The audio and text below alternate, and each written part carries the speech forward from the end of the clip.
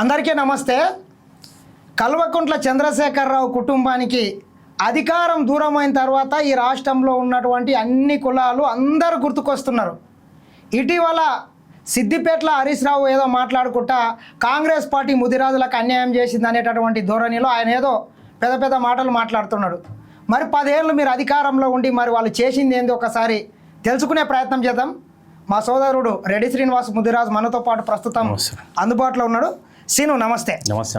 ముందుగా ఇటీవల మా మిత్రుడు రెడ్డి శ్రీనివాస్ గారికి మ్యారేజ్ అయింది. రెడ్డి శ్రీనివాస్ గారి మ్యారేజ్కు రేవంత్ అన్న ముఖ్యమంత్రి హోదాలో పెళ్లికి కొడంగల్ నియోజకవర్గానికి రావడం జరిగింది. మరొకసారి ముదిరాజులందరి తరపున ముఖ్యమంత్రి రేవంత్ రెడ్డి గారికి కూడా ప్రత్యేక ధన్యవాదాలు. సీను చెప్పండి, హరీష్ రావు కామెంట్స్ని ఏ రకంగా చూడొచ్చు? ముందుగా ముఖ్యమంత్రి రేవంత్ రెడ్డి గారు స్వయంగా నీ పెళ్లికి కొడంగల్ నియోజకవర్గంలో ఏ ఒక్కరి పెళ్ళి కూడా రాలేదు, నీ పెళ్ళికి రావడం ఏమనిపించింది? దీని తర్వాత అది మాట్లాడదాం. చెప్పు. ముఖ్యంగా నరసింహన్న, నేను ఒక సామాన్య కార్యకర్తని. ఎందుకంటే అత్యంత నిరుపేద కుటుంబంలో పుట్టి ఈరోజు రేవంత్ అన్న నమ్ముకొని ఉస్మానియా యూనివర్సిటీలో నాకంటూ ఒక నా ప్రయత్నంలో నేనున్నా. నిజంగా నేను ఎప్పుడో రేవంత్ అన్న ఒకవేళ నేను కాదనుకుని నాలాంటి వాళ్ళని ఒక 24 గంటల్లో ఒక 200 మందిని తయారు చేయగలుగుతాడు, అంత కెపాసిటీ ఉన్న వ్యక్తి. బట్ ఏంటంటే రేవంత్ అన్న మనలాంటి సామాన్య వ్యక్తుల పెళ్ళిళ్ళకి ఇట్లా వస్తాడు, నమ్ముకున్న కార్యకర్తలని ఇట్లా ఖచ్చితంగా ఆదుకుంటాడు. ఆ రోజు ఎమ్మెల్యేగా ఉన్నప్పుడు ఏ విధంగా ఉన్న రేవంత్ అన్న క్యారెక్టరు, ముఖ్యమంత్రి అయిన తర్వాత ఇట్లా ఆ విధంగా ఉందని ప్రపంచానికి చెప్పాలనే ఆలోచనతో ఈరోజు దాంతోపాటు ఒక 10 ఏళ్ళు తమ్ముడు నా కోసం కష్టపడ్డాడు, నా కోసం పనిచేశాడు. ఇలాంటి కార్యకర్తల పెళ్ళిళ్ళకి పోతే రేపు ఎందుకంటే చాలామంది రాష్ట్ర వ్యాప్తంగా ఉన్నటువంటి చాలా వేలాది మందిని, లక్షలాది మంది ఆయన అభిమానులు ఉన్నారు. వాళ్ళకందరికీ ఆత్మవిశ్వాసం, ఆత్మనిర్భరం ఉంటుంది, ఒక కాన్ఫిడెన్స్ ఉంటుందనే ఆలోచనతో అన్న నిర్ణయం తీసుకున్నాడు. నిజంగా నేను కావడం అందులో కార్యకర్తలకు భరోసా ఇవ్వాలనే ఆలోచనతో నిర్ణయం తీసుకున్నాడు. అందులో నా పెళ్ళికి రావడం నిజంగా ఈ జన్మలో మర్చిపోలేము.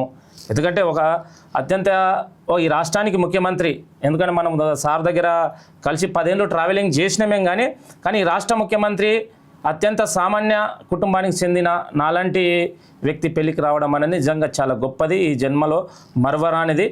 అందుకే నాకు ఇంకా ఎక్కువ పెరిగింది రేవంత్ అన్న మీద, నాకు ఇంకా ప్రేమ పెరిగింది, బాధ్యత పెరిగింది. ఇంకా ఏమైనా చేయాలి రేవంత్ అన్న కోసం. నిజంగా ఇది ఎవరికి వస్తుంది చెప్పన్న? ఇలాంటి ఒక గ్రేట్ ఆపర్చునిటీ ఎవరికి వస్తుంది? లక్షల మంది, కోట్ల మందిలో ఒకరికి వస్తుంది. ఎందుకంటే ఎమ్మెల్యేలు, ఎంపీలు, మంత్రులు ఇట్లా కొన్నిసార్లు ఆ సార్కు టైం లేక వాళ్ళు పోలేని పరిస్థితి. అలాంటిది హైదరాబాద్లో బిజీ షెడ్యూల్ ఉన్న ఆ రోజు శనివారం రాత్రి ఢిల్లీలో ఉన్నాడు, తర్వాత నైట్కు హైదరాబాద్ వచ్చిండు. అప్పుడే షెడ్యూల్ డిసైడ్ చేసుకొని తెల్లారేటకు రావడం అనేది నిజంగా ఒక కమిట్మెంట్.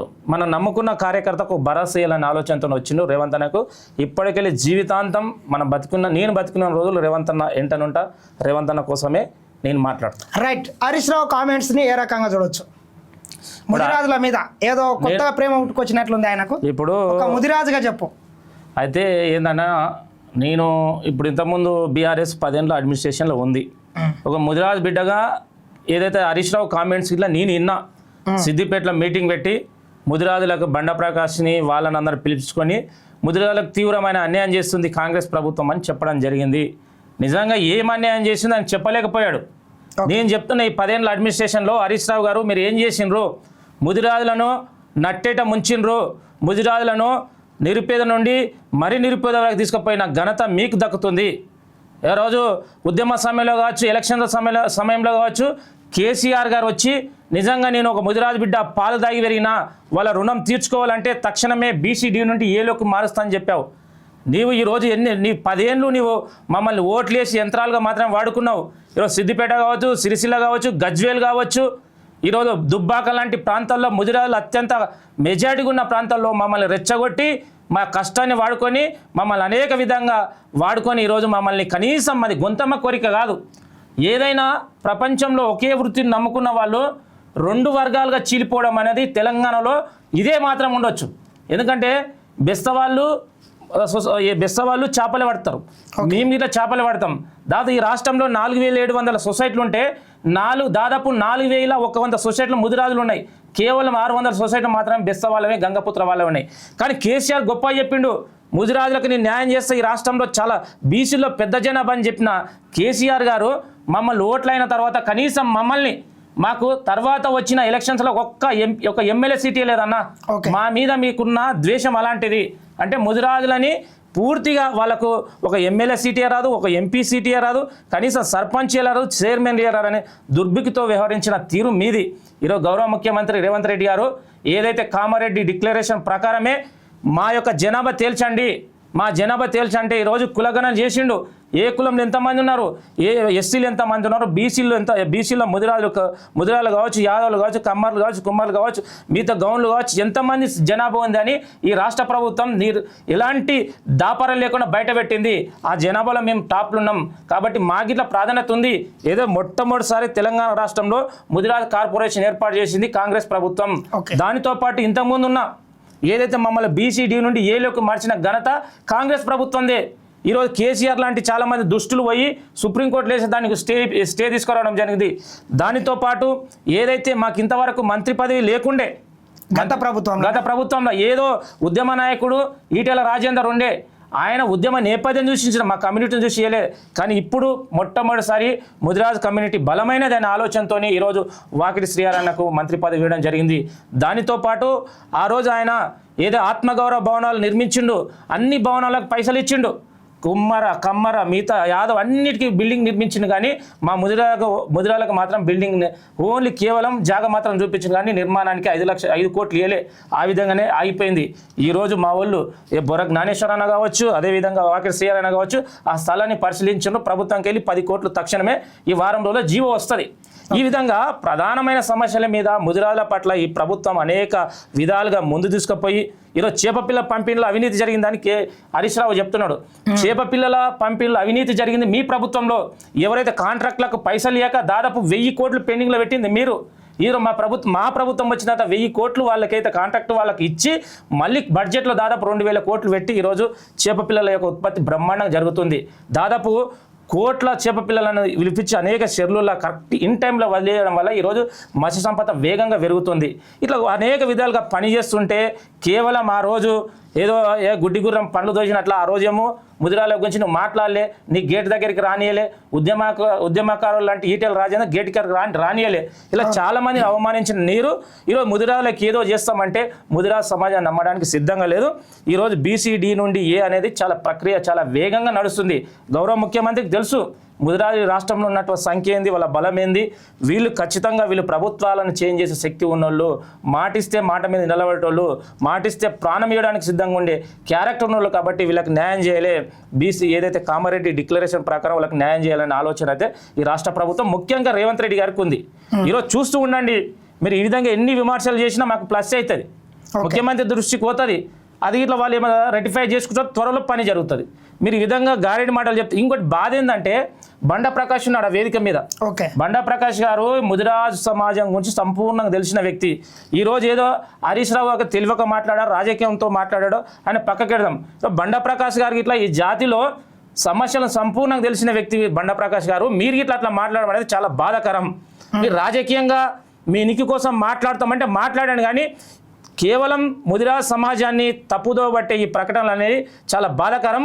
మీరు చరిత్రహీనులుగా ముదిరాజ్ సమాజం దృష్టిలో మీరు చరిత్రహీనులుగా మిగిలిపోయే సందర్భం ఉంటుంది. కాబట్టి సత్యాన్ని మాట్లాడే ఒక గొప్ప వ్యక్తిత్వం ఉండాలి.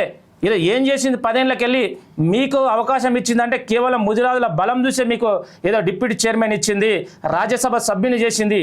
ఈ కేసీఆర్ మీ మీద ప్రేమతో చేయలే, మన యొక్క కమ్యూనిటీ బలంతోనే చేసింది. కాబట్టి ఈరోజు కమ్యూనిటీని బలహీనపరిచే ప్రకటనలు చేస్తే సమాజం చూస్తూ ఊరుకోదు.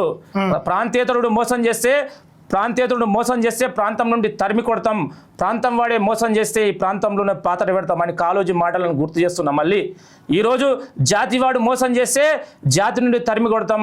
ఈరోజు జాతీయతరుడు మోసం చేస్తే ఈ జాతి నుండి ఈ యొక్క భూగోళం నుండి బయటికి పంపే ఒక సందర్భం ఉంటుంది. కాబట్టి దయచేసి బండా ప్రకాష్ గారు మీరు ఒక PhD స్కాలర్, విద్యావంతులు మేధావులు కాబట్టి మాట్లాడే విదేటప్పుడు ప్రతి మాట చాలా విలువైనది. ఆ విధంగా మాట్లాడితే మీ మీద గౌరవం ఉంటుంది, లేకపోతే ఆ గౌరవం తగ్గిపోతుందని విజ్ఞప్తి చేస్తున్నాం. 10 ఏళ్ళు ముదిరాజులకు ఏం చేసి అసలు వాళ్ళు ఏం ఒరగబెట్టినట్టు సీన్ అసలు ఏం చేయలేరన్నా, వాళ్ళు చేసింది ఏం లే. ఎందుకంటే ఎలక్షన్ టైంలో వరాల జల్లు కురిపించిండు. ఏదో ఎలక్షన్ టైంలో ఇమీడియట్గా ఇప్పుడు ఈ ముదిరాలకు మేము చేప కొత్తగా వాళ్ళు ఇచ్చకమైంది. ఎప్పటి నుంచో చేపలు కేసీఆర్ ముఖ్యమంత్రి అయిన తర్వాతనే చేపలను ఉత్పత్తి చేసినాం, అంతకుముందు చేపలు లేవు అనేటట్లు మాట్లాడడం ఎంతవరకు కరెక్ట్? అంతకుముందు కూడా ఉండేది కదా. ఉండేది అప్పుడు ఉండేది ఏంటంటే అప్పుడు కొద్దిగా ఉన్న అంటే కొన్ని వాస్తవాలు అప్పుడు ఏంటంటే ఆంధ్ర వాళ్ళ పెత్తనం ఉండే. ఓకే. తర్వాత తెలంగాణ వచ్చిన తర్వాత ఇట్లా ఏంటంటే కేసీఆర్ ఏం చేసిందంటే తన గుప్పిట్లో ఎవరైనా దళారులు ఉంటారు కదా, దళారుల కాంట్రాక్ట్ ఇచ్చిండు. ఓకే. ముదిరాజులకు ఏమో 500-1000 కోట్ల బడ్జెట్ కేటాయించిన చెప్తున్నావు. ఆ బడ్జెట్ ని తీసుకుపోయి నీ దళారుల చేతికించిన వాళ్ళే చేప పిల్లలు ఉత్పత్తి చేసిన మా సొసైటీకి వెళ్ళే మేము పోయి ఆ సొసైటీ వాళ్ళు ఏం చేయలే, వాళ్ళ దగ్గర కొనాలి చేప పిల్లల్ని. వాడేందంటే దాదాపు 1000 కోట్లు వేసి టెండర్లు వేస్తాడు. అలా దాదాపు 1,00,000 చేప పిల్లలు వదిలాల్సిన సందర్భం ఉంటే దాదాపు ఒక 10,000, 20,000 వదిలేస్తాడు. మిగతా 70,000 కమిషన్ తీసుకుంటారు అధికారులు, వాళ్ళు పంచుకునే పరిస్థితి ఉంది. ఇప్పుడు అట్లా లేదు, డైరెక్ట్ సొసైటీలే చేప పిల్లని వదులుతుంది, సొసైటీలోకి ఇస్తున్న బాధ్యత. ఇప్పుడున్న ప్రభుత్వం కాంగ్రెస్ ప్రభుత్వం ఏం చేస్తారంటే దళారులను పక్కకెట్టి ఎవరైతే సొసైటీ వాళ్ళు ఇప్పుడు మా దగ్గర చెరువు ఉంది, మేము ఒక సొసైటీ ఏర్పాటు చేసి మేమే చేప పిల్లని డెవలప్ చేసుకొని మేమే చేప పిల్లని ఆ చెరువులో వదిలేసుకుంటే మాకు తక్కువ ఖర్చు ఉంటుంది, దాంతోపాటు మాకు దిగుబడి కానీ పెట్టుబడి తక్కువ ఉంటుంది, ఎక్కువ లాభాలు ఉంటాయని ఆలోచన ప్రభుత్వం చేస్తుంది. వాకిటి శ్రీగారు ఆ విధంగా చేస్తున్నాడు, దాన్ని తప్పుపడుతున్నాం. ఈరోజు దళారులను బతికించే ప్రభుత్వం మీద అయితే ఈరోజు సొసైటీని బతికించే ప్రభుత్వం కాంగ్రెస్ ప్రభుత్వం మాది. ఇంకొకటి చెప్తాను, కల్వకుంట్ల కవితమ్మ కొత్త పార్టీని ప్రకటించింది, ప్రభావం ఏ రకంగా ఉండవచ్చు అనుకోండి నీవు అనుకుంటుండే ఒక ఉస్మానియా క్యాంపస్ స్టూడెంట్గా చెప్పు, ఎందుకంటే నీకు రాజకీయాలను అన్నిటిని క్లియర్గా అబ్జర్వ్ చేస్తున్నావు. ఆ పార్టీ వల్ల ఎవరికి నష్టం జరిగే అవకాశం ఉంది? ఇప్పుడు వాళ్ళ ఆలోచనలు వేరని మనం అనుకుంటున్నామన్నా, దారులు ఒకటే. 2 ఏళ్ల తర్వాత చూడండి మీరు, ఎప్పుడైనా వాళ్ళ రక్త సంబంధం మొదటిది. రెండోది ఏంటంటే కేసీఆరే వీళ్ళందరినీ తయారు చేసిన ఒక నాయకుడు కాబట్టి నాయకుని మాటను జవదాటరు. దాంతోపాటు రక్త సంబంధం, ఎట్టి పరిస్థితుల్లో ఇలాంతా ఒక డ్రామా. ఓట్ బ్యాంక్ ఏదైతే ఉద్యమకారులు చాలా తీవ్రంగా ఉన్నారు. కేసీఆర్ నాయకత్వంలో 20 ఏళ్ళు ఉద్యమకారులు ఉండి, ప్రభుత్వంలో 10 ఏళ్ళు ఉండి, 30 ఏళ్ళు కేసీఆర్ కోసం పనిచేసిన ఉద్యమకారులంతా వాళ్ళు చాలా ఆవేశంగా ఉన్నారు, ఆవేదనతో ఉన్నారు. కేసీఆర్ మమ్మల్ని వాడుకున్న ఆలోచనతో అయితే ఉద్యమకారులంతా ఒక వేదికను ఏర్పాటు చేసుకున్న సందర్భం ఉండే ఆ యొక్క విషయాన్ని గ్రహించిన కేసీఆర్ ఏం చేసిందంటే కవితమ్మని పంపించిండు. వీళ్ళందరూ మళ్ళీ బయటికి కోరాదు, కాంగ్రెస్కో ఇంకా బీజేపీకో ఇంకా వేరే శక్తులు వీళ్ళని తీసుకోరాదు, కాబట్టి నువ్వే నువ్వే వెళ్ళి ఈ సమాజాన్ని మొత్తము గ్యాదరింగ్ చేయి, వాళ్ళని ఆపు. ఎలక్షన్ టైంలో మళ్ళీ ఏంటంటే వాళ్ళు ఏదో కల్పించుకొని పార్టీని వాళ్ళు టీఆర్ఎస్ అని చెప్పుకున్నారు. ఎక్కడ ఇట్లా చూడండి, ఎక్కడ ఇట్లా వీళ్ళ విధానాలంతా కేసీఆర్కి మాత్రమే అనుకూలంగా ఉన్నాయి. వీళ్ళు విమర్శ చేసేది ఇట్లా కేసీఆర్ మీదే, ఇంకా వేరే మీద చేస్తారు. ఎందుకు చేస్తున్నారంటే కేసీఆర్ యొక్క పేరు నానాలే, కేసీఆర్ గొప్ప నాయకుడు అని ఇండైరెక్ట్ కవితమ్మ చెప్తుంది. వీళ్ళంతా ఒక డ్రామా, వీళ్ళు ఎప్పటికైనా ఒకే గూటికి చేరే పక్షి కవితమ్మ. ఈమె పార్టీ పెట్టడం వల్ల సమాజానికి ఏమి ఉద్ధరించే పరిస్థితి లేదు. ఈమె ఏమంటుంది, తనకు తను అమ్మని సంబోధించుకుంటుంది. తమిళనాడు రాజకీయాల్లాగా ఏదో జయలలిత అమ్మని ఎట్లా సంబోధించినా మీ అమ్మ ఎవరమ్మని ఎవరమ్మవు? ఈరోజు 1200 మంది అమరులు చనిపోయినప్పుడు ఏ అమ్మ బాధ గురించి మాట్లాడ్డావు? ఏ అమ్మని పలకరించావు ఇంటికి పోయి? ఏ అమ్మ గురించి మాట్లాడు? మీ అమ్మ మీ కుటుంబాలు మాత్రం 1000 కోట్లు సంపాదించుకున్నావు. దుబాయ్లో ప్లాట్లు కొన్నారు మీరు, బుర్జ్ ఖలీఫాలో ప్లాట్లు కొన్నారు. ఈరోజు అమ్మని మిమ్మల్ని మీరు సంబోధించుకుంటే తెలంగాణ సమాజం పిచ్చి సమాజం కాదు, తీసి కొడుతుంది. ఏదో మేనేజ్మెంట్ ఉంది, మీడియా మేనేజ్మెంట్ ఉంది, డబ్బు ఉంది, మేనేజ్ చేస్తానే తాత్కాలికంగా చేస్తావు. ఈరోజు తెలంగాణ సమాజము సౌత్ ఇండియాలో అత్యంత పవర్ఫుల్ నాలెడ్జ్ ఉన్న సమాజం. అంచనాలు వేస్తుంది ఎవరేంది ఏం మాట్లాడుతున్నారు అనేది. ఈ గడ్డకున్న పవర్ అలాంటిదే. ఎవడు తప్పు చేస్తున్నాడు వన్ తప్పు ముందే పసిగట్టే నాలెడ్జ్ ఉన్న చైతన్యం ఉన్న పోరాటాల గడ్డ ఇది. నువ్వు ఏదో మాయమాటలు చెప్తావు, నువ్వు అమ్మ అంటావు బామ్మ అంటావు అంటే ఈ సమాజం నమ్మడానికి సిద్ధంగా లేదు. ఖచ్చితంగా కేసీఆరే కవితమ్మకు పార్టీ పెట్టించిండు. మళ్ళీ ఎలక్షన్స్ 1 year అనగా వాళ్ళిద్దరు కలుస్తారు. కేసీఆర్ నాయకత్వంలో వాళ్ళంతా ఎలక్షన్స్ పోతారు. కేటీఆర్ని పచ్చి పులుసుల కరివేపాకు లాగా తీసి పడేస్తుంది కదా, ఏమనుకోవచ్చు అసలు? ఎందుకు అట్లా చేస్తుందంటే ఆమె ఒక మాట మాట్లాడదు అంటే కేటీఆర్ మీద ఎక్కడ మచ్చలేలే, సొంత అన్న కాబట్టి మచ్చలేలే, ఎంతైనా బావ మీద వేసింది. అమాయకుడు కేటీఆర్ అని మాట్లాడుతుంది. అమాయకుడు ఎట్లయితాడు కేటీఆర్? అసలు సిసలైన నా సూత్రధారుడు నాటకదారుడు కేటీఆరే. కేటీఆర్ నీ దృష్టిలో ఎట్లా అమాయకుడు? హరీష్ రావు దుర్మార్గుడు అయినప్పుడు కేటీఆర్ 200% దుర్మార్గుడే. అంటే అమాయకుడు అని ఎట్లా చెప్తున్నావు? అంటే నీ సొంత అన్న అనే కాన్సెప్ట్ కదా. అందుకే ఉద్యమకారులకి ఇట్లా మీరు ఇట్లా కవితమని నమ్మి ఏదైతే టీఆర్ఎస్ పార్టీలో పోయినరనుకో ఖచ్చితంగా వాళ్ళు మళ్ళీ ఏదో సందర్భంలో మీరు కేటీఆర్ని విమర్శిస్తారు, హరీష్ రావుని విమర్శిస్తారు, వాళ్ళు మరే ఒకే వేదిక మేసుకుంటారు. మేము విమర్శించినోడు మళ్ళీ హరీష్ రావు కేటీఆర్ దృష్టికి వచ్చినా తీసి కరివేపాకులాగా బయట వారేస్తారు. కాబట్టి వీళ్ళంతా ఒకే గూటికి చేరే పక్షులు, వీళ్ళని నమ్మకండి, కొంచెం ఆలోచన చేయండి. ఏదైనా శాశ్వతంగా ఉన్న పార్టీలు అంటే జాతీయ పార్టీలు నమ్మండి. ఈ యొక్క ప్రాంతీయ పార్టీల వాళ్ళు ఏంటంటే కేవలం కుటుంబ వ్యవస్థ, వాళ్ళు మాత్రమే బాగుండాలి, వాళ్ళ కుటుంబం బాగుండాలి, పిల్లలు బాగుండాలని ఆలోచన చేసే పార్టీలు ఇవి. వీళ్ళ వల్ల ఏం ఉపయోగం లేదు, ఏం లేదంట, ఏం లేదు. వీళ్ళు కేవలం డబ్బు సంపాదించుకోవాలి, తన యొక్క అధికారాన్ని శాశ్వతంగా పెంచుకోవాలనే ఆలోచన, అంతే, ఇంకేం ఉండదు. ఇది ఎందుకంటే తమిళనాడు ప్రాంతీయ పార్టీలు వేరు, తెలంగాణ ప్రాంతీయ పార్టీలు వేరు. మీరు తెలంగాణ కోసం కొట్లాడేంత వరకు బాగుంది టీఆర్ఎస్ పార్టీ. ఎప్పుడైతే అధికారాన్ని పంచుకోవడం స్టార్ట్ అయిందో తన అసలు రంగు అయితే ప్రారంభించిండు కేసీఆర్ గారు. మేము ఉద్యమకారులని అనేక విధాలుగా వంచిన చరిత్ర భారతదేశ చరిత్రలు ఎవరికి ఉందంటే కేసీఆర్ గారికి. మేము ఇట్లా కేసీఆర్ నాయకత్వంలో పనిచేసినాం, మేము బాధతో మాట్లాడ్డాం. ఆ రోజు కేసీఆర్ గారిని ఒక మాట అంటే మేము అందరం తిరగబడిన సందర్భాలు ఉండే. అంటే ఉద్యమ నాయకుడు ఎంత సక్సెస్ అయినావో రాజకీయ నాయకుడుగా నువ్వు అంత ఫెయిల్యూర్ అయినావు. అందుకే ఈరోజు తెలంగాణ సమాజం నిన్ను తీసి బయట వారేసింది. ఓకే, అది రైట్. ఇది రెడ్డి శ్రీనివాస్ గారితో ప్రత్యేక ఇంటర్వ్యూ. థ్యాంక్ యూ శ్రీనివాస్, నమస్తే. సమయాన్ని ఇచ్చి నా దగ్గరికి వచ్చి మీ మనసులో భావాలు పంచుకున్నందుకు మరొకసారి ప్రత్యేక ధన్యవాదాలు. Thank you. చూస్తూనే ఉండండి SN TV.